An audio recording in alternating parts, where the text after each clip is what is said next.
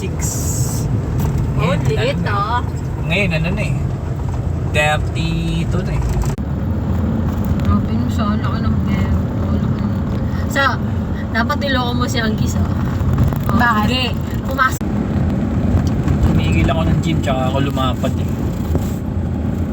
Napakagandang balita yan, ha? Ay, salamat sa Diyos, pero Ano to, pinipindot mo lang din? Ito sasabihin ko sa'yo. Parang ano, yung mga juice. Diba na May sila, kalasa siya eh. Masak eh, di wala pong papagawa. Masarap, di ba? Sabi ko sa'yo, ano, mas masarap. gamitin mo na lang yung bangka ko. mas Sa'yo masarap na pa rin. yun. Yung Kopi ko? Oo, sa'yo na yun. Wala talaga.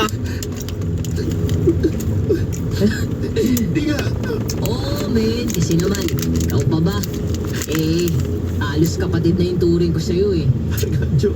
Kaya gamitin mo na yan ha. Gutom mo yan. Sa pamumuhay niya ng asawa mo, para ngayon, ginagamot na siya kahit papaano, may pantustos kayo sa pang-araw-araw. Maraming salamat, Pare Gancho. Hulog ka ng langit. Salamat sa Diyos dahil may taong katulad mo. Maraming salamat. Huwag kang mag-alala dahil aalagaan ko mabuti yung bangka mo. Nako, ingatan mo yan ha. Iingatan ko yan. Ganun kita kapahal bilang kumpare, Pare Gancho. O teka, baka magyakapan pa tayo dito ha.